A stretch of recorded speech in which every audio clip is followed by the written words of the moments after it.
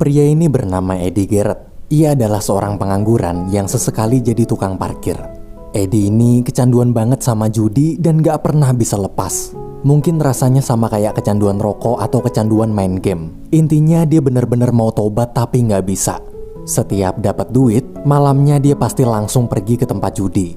Dulunya dia pernah menang judi gede banget sampai kaya raya, terus kalah judi juga gede banget sampai bangkrut. Makanya dia sekarang selalu berharap suatu saat nanti bisa menang gede lagi terus ngerubah nasib. Sayangnya setiap kali Eddie berjudi, dia kalah dan kalah lagi sampai kehabisan uang. Hari demi hari, Eddie jalani dengan penuh kesuraman. Kerjaan gak punya, uang pas-pasan, judi kalah mulu. Bahkan buat makan aja, Eddie harus ngutang di minimarket dekat rumahnya. Hari itu waktu baru sampai rumah, teman lamanya bernama Michael ternyata sudah ada di dalam menunggunya pulang. Melihat Michael, Eddie pun kaget sambil bilang, copot. Michael datang ke sana untuk menitipkan sebuah tas karena sebentar lagi dia akan dipenjara selama 6-9 bulan ke depan. Dia lalu menawarkan uang sebesar $10.000 jika Eddie bisa menjaga tas tersebut dengan baik selama Michael di penjara. Ia juga berpesan agar jangan pernah sekalipun berniat membuka tas ini. Pokoknya niat aja gak boleh, apalagi sampai ngebuka isi tasnya. Jadi intinya Eddie cuma perlu jagain tasnya si Michael aja 6-9 bulanan, jangan diapa-apain tuh tas. Nah kalau Michael keluar dari penjara, nanti tas bakal diambil lagi sama dia, terus Eddie dapat duit $10.000 atau sekitar 140 juta rupiah. Mendengar tawaran menggiurkan itu, dengan senang hati Eddie setuju. Esok hari Eddie diundang ke rumah kakaknya yang bernama Ron. Di sana Eddie bercerita kalau sekarang dia lagi jalanin bisnis penitipan barang dengan keuntungan sebesar $10.000. Mendengar cerita bisnis tersebut, Ron dan istrinya justru malah meremehkan bisnis Eddie. Bukannya mau sombong, sebagai seorang kakak, Ron cuma khawatir dengan masa depan Eddie. Ia menganggap bisnis Eddie itu bisnis gak jelas serta gak menjanjikan. Ron kemudian menawarkan Eddie pekerjaan di dalam perusahaannya tapi langsung ditolak. Eddie lebih suka melakukan pekerjaan yang dia inginkan daripada jadi karyawan seperti kebanyakan orang. Ia yakin bisa sukses dengan caranya sendiri. Malam hari pas baru sampai rumah, gara-gara lagi mabuk, Eddie mulai penasaran apa sebenarnya isi tas Michael. Namun ia teringat perjanjian kalau dia nggak boleh membukanya apapun yang terjadi. Daripada di rumah terus-terusan kepikiran sama tas itu, Eddie milih pergi ke bar buat ngalihin rasa penasarannya. Ketika lagi nongkrong sama teman-temannya di bar, rasa penasaran Eddie masih juga belum hilang. Dia masih terus aja kepikiran sama isi tas di rumah. Hingga akhirnya rasa penasaran Eddie udah gak tertahankan lagi. Ia pun memutuskan untuk pulang dan membuka tas tersebut.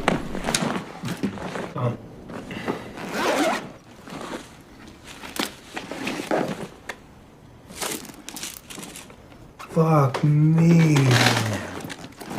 Oh no. Oh no. Fuck me. Besoknya Eddie menemui teman dekat yang juga adalah seorang psikolog bernama Jin. Eddie di situ nyeritain semuanya sama si Jin sekaligus mau konsultasi juga. Eddie nanya gimana kalau dia ngambil duit dari tas itu sebesar $500 atau 7 juta rupiah buat main judi. Seandainya menang kan duitnya jadi bisa balik 2 kali lipat. Yang $500 dibalikin ke tas, terus duit sisanya bisa diputerin buat main judi lagi. Mendengar ide luar biasa itu, Jin langsung setuju. Ya enggak lah, mendengar ide gila itu, Jin langsung melarangnya. Sebagai sahabat yang baik dan bijak, Jin berusaha sekuat tenaga menasehati Eddie. A loser, you're not gonna win money. You lose, do fucking nothing. I accept it, so you don't feel guilty about it. No, I'm not responsible because you haven't been in a meeting in 6 months. Every other from the day I've met you. And there's a system in place, and that program's supposed to work particularly. What you got from the program, but that's what I just said. Cut of you. It's a 6 ounce away money, no risk at the end. 90% of what you said since we sat down is to leave the bag in the closet. Setelah debat panjang, akhirnya Eddie memilih untuk menuruti semua saran dari sang sahabat agar tak menggunakan uang dari tas itu. Tapi bohong.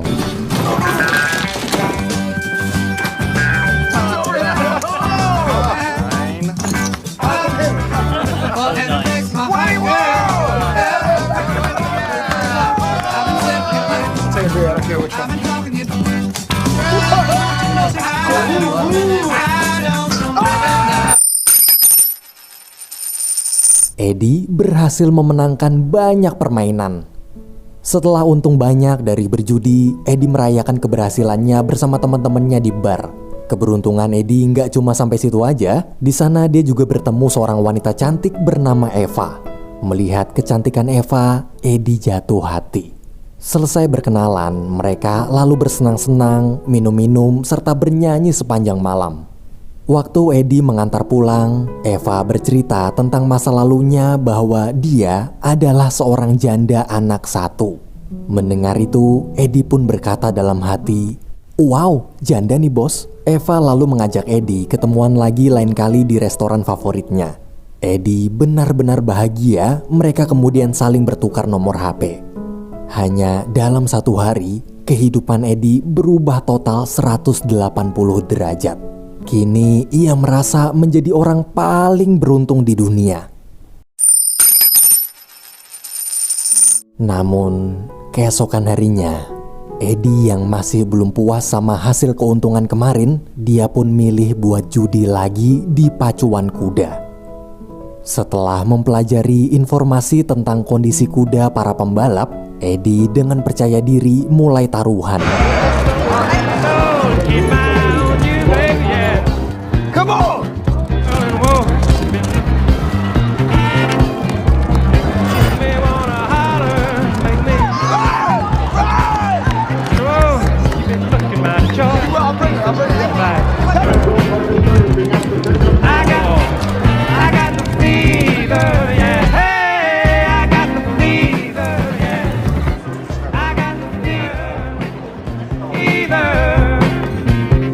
Hey, what's going on with this rain?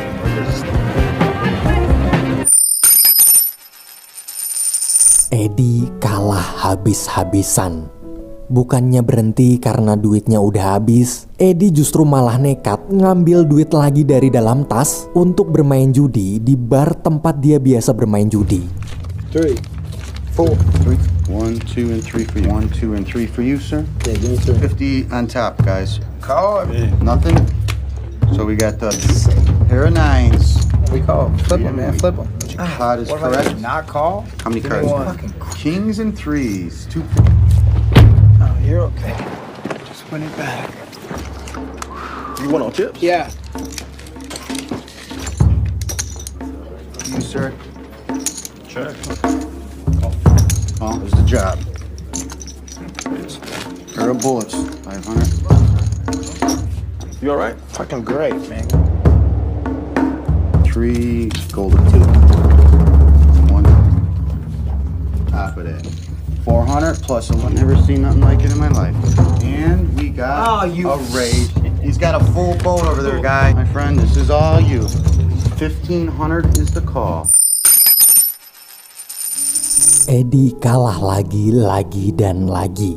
Ia rugi sangat besar. Di tengah frustasinya, Eddie tiba-tiba teringat janjinya ketemuan sama Eva. Ia pun bergegas ke sana tanpa sempat tidur. Selesai sarapan bareng, ngobrol, dan nganter Eva kerja, Eddie kemudian pergi menemui Jin untuk menceritakan masalah kerugiannya. Mendengar cerita tersebut, bukannya bantu nenangin, Jin malah ketawa ngakak. Jin gak nyangka kalau ini semua beneran kejadian. Baru aja kemarin Jin ngelarang Eddie make duit dari tas, sekarang Eddie justru bangkrut abis-abisan. Dengan perasaan penuh penyesalan, Eddie memohon Jin membantunya menyelesaikan masalah ini. Abis puas ngetawain tuh bocah, Jin lalu berkata kalau dia mau membantu asalkan Eddie berjanji berubah tak akan pernah berjudi lagi. Sebagai sahabat sekaligus psikolog, Jin pun membimbing Eddie untuk mulai bekerja mengumpulkan uang yang halal agar bisa membuka lembaran hidup baru menjadi pria lebih baik. Dan juga agar bisa mengembalikan uang dari tas yang telah dia hilangkan sebelum Michael keluar dari penjara. Beberapa waktu kemudian, Eddie datang menemui Ron di kantornya. Eddie cerita pada sang kakak bahwa saat ini dia sedang butuh sekali pekerjaan demi mengembalikan uang sebanyak $21.000 atau 294 juta rupiah milik temannya yang telah dia hilangkan. Mendengar itu, Ron kaget namun dia juga senang. Ron seperti gak percaya adiknya sekarang mulai mau bekerja normal. Dari dulu sang kakak khawatir dengan masa depan Eddie dan berkali-kali menawarkan pekerjaan tapi selalu ditolak. Baru kali ini ia terharu melihat adiknya berubah. Ron lalu membuat kesepakatan. Bila Eddie berhasil membuktikan dia bisa bekerja sungguh-sungguh selama 6 bulan ke depan, maka Ron akan memberinya pinjaman uang $21.000 sebagai bantuan dari kakak demi membayar hutang adiknya. Betapa lega hati Eddie, niat baiknya berubah memulai hidup baru ternyata diberi kemudahan. Esok hari, untuk pertama kali dalam sejarah hidupnya, Eddie pun mulai bekerja.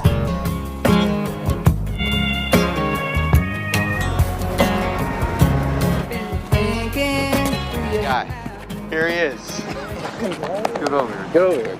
My brother. Hey, Freddie.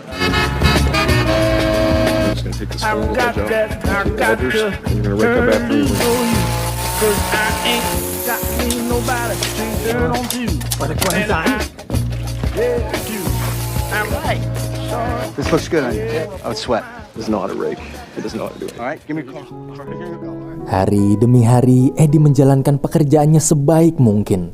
Hubungan Eddie dan Eva juga berjalan lebih lancar. Bahkan dibanding dulu yang selalu bolos kelas, kini Eddie jadi rajin mengikuti program kelas bimbingan psikologis dari Jin. Sekarang dia menikmati hidup barunya. Dari uang hasil kerja, Eddie sedikit demi sedikit menyicil hutangnya ke dalam tas. Ia juga tak lupa membayar hutang-hutangnya pada pemilik minimarket. Malamnya, Eddie mengajak Eva kencan. Di sana Eddie jujur menceritakan semua masa lalunya sebagai seorang penjudi serta bagaimana perjalanan dia berubah. Mereka kemudian menghabiskan waktu dengan menikmati malam berdua. Keesokan harinya, setelah bermain bowling bersama sang kakak, Ron mengatakan kalau dia bangga sekali dengan perubahan adiknya. Kinerja Eddie sangat baik, datang tepat waktu, dan udah gak pernah kembali ke lingkaran setan perjudian seperti dulu lagi. Ron pun penasaran siapa wanita yang telah membuat adiknya berubah. Dia lalu meminta Eddie untuk memperkenalkan Eva padanya. Beberapa hari kemudian, Eddie datang bersama Eva ke rumah Ron. Di sana mereka saling mengenal lebih dekat satu sama lain. Waktu mau pulang, Eva ngomong kalau di rumahnya sekarang lagi sepi karena ibu sama anaknya lagi keluar. Mendengar itu, jiwa kejantanan Eddie pun tertantang dan segera tancap gas. Pas sampai rumah, mereka berdua langsung. Paginya saat baru bangun tidur, Eddie kaget tiba-tiba Michael menelpon. Di telepon, Michael mengatakan kalau dia dapat remisi akibat berkelakuan baik selama di penjara. Yang harusnya Michael keluar masih beberapa bulan lagi, dia jadi udah bisa bebas dari penjara minggu depan. Dan hari Senin, Michael akan menemui Eddie untuk mengambil tasnya. Paniklah, masa enggak? Eddie benar-benar bingung gimana cara ngembaliin uang $20.000 dari tas Michael cuma dalam waktu seminggu. Dengan panik, dia bergegas menemui Ron di kantornya. Sambil gemeteran, Eddie memohon bantuan sang kakak untuk meminjamkan uang $20.000 lebih awal akibat situasi mendesak.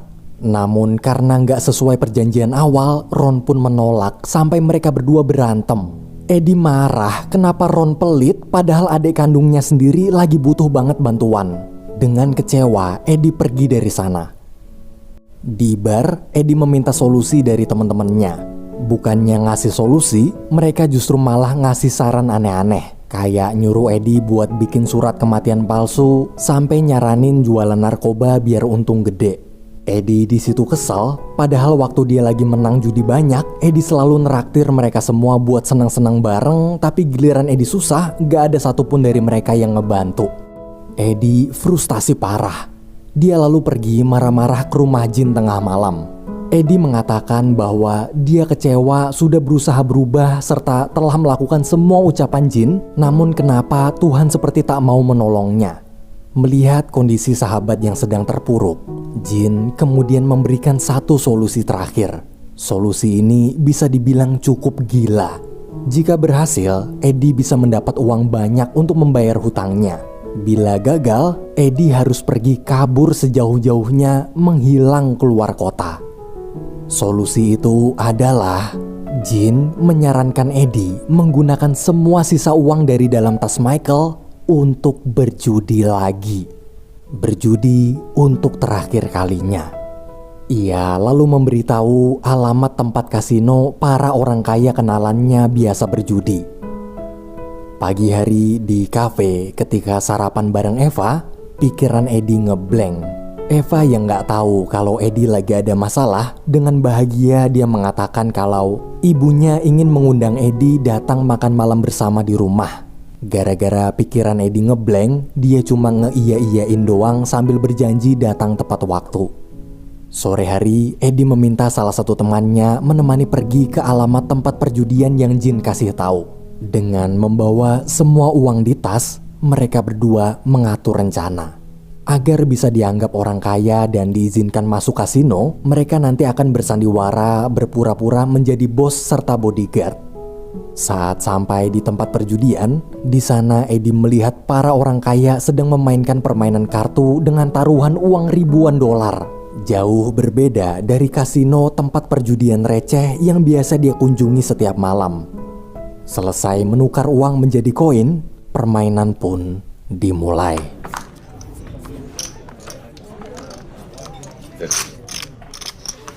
What's up? It's cheaper to fold. Yeah. Come on, bro. I'll raise you. Did you have a king? No. We did have a 4. No, that didn't do anything. No. Tragic. Thank you, sir. Let's make it a straddle. All right, we got a pot. I can buy behind, right? Got 10. I'll go 4,000. Pretty good card from you. Is there logic to your betting? 1,000. I mean, give me a fuck. You just push. I'm gonna go out. See him. See lock. Eddie kalah telak. Sekarang pikirannya tambah kacau. Sebentar lagi dia harus kabur sejauh mungkin meninggalkan kota ini. Di tengah keputusasaan, mendadak Eva menelpon. Di telepon tersebut, anak Eva mengingatkan Eddie agar jangan telat datang makan malam bersama nanti. Mendengar perkataan tuh bocah, seketika semangat Eddie muncul kembali. Kini sudah tak ada jalan mundur lagi. Waktu tak bisa diulang dan menyesal pun tak ada gunanya. Eddie memilih nekat mengeluarkan seluruh uang yang tersisa di dalam tas untuk bermain lagi.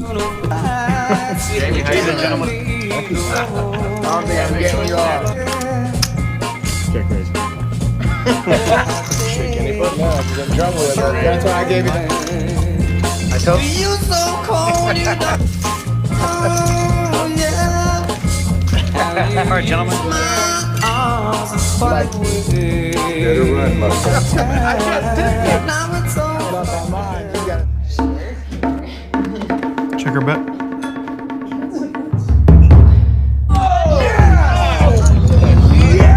Eddie akhirnya berhasil memenangkan permainan dengan jumlah sangat besar. Dalam sekejap, Eddie bisa membalikan keadaan. Kini dia punya uang berlimpah untuk membayar hutangnya. Namun judi tetaplah lingkaran setan. Eddie di situ merasa bahwa keberuntungan sedang berpihak padanya. Walaupun udah berkali-kali disuruh berhenti sama temennya, Eddie tetap penasaran apakah dia masih bisa menang lagi.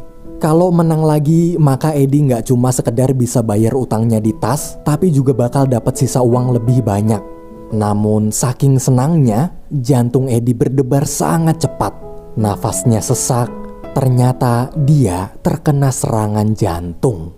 Serangan jantung yang memaksa Eddie menghentikan permainan dan pergi ke rumah sakit bersama dengan seluruh uang hasil kemenangan judinya.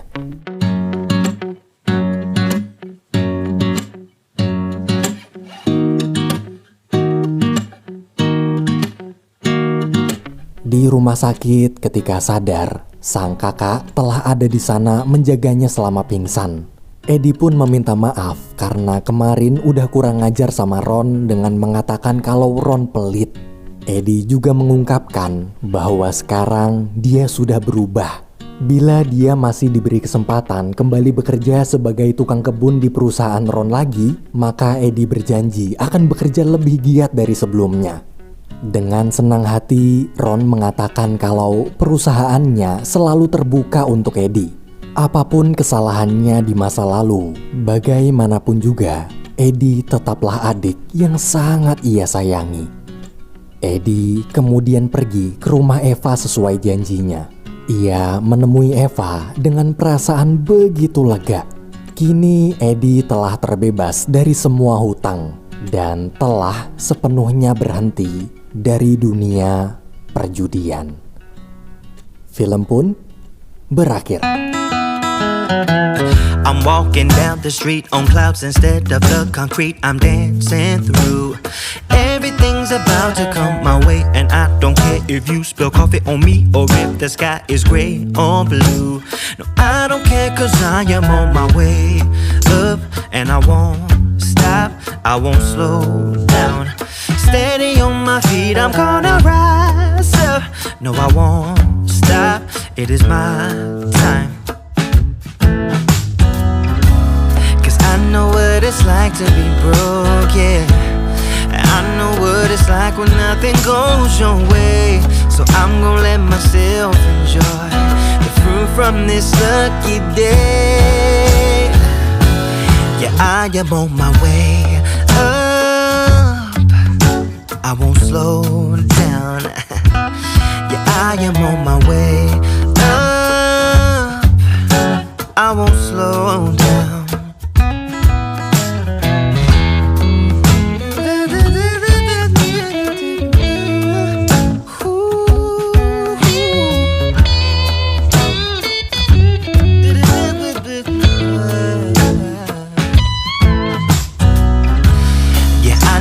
It's like to be broken, and I know what it's like when nothing goes your way. So I'm just gonna let myself enjoy the fruit from this lucky day.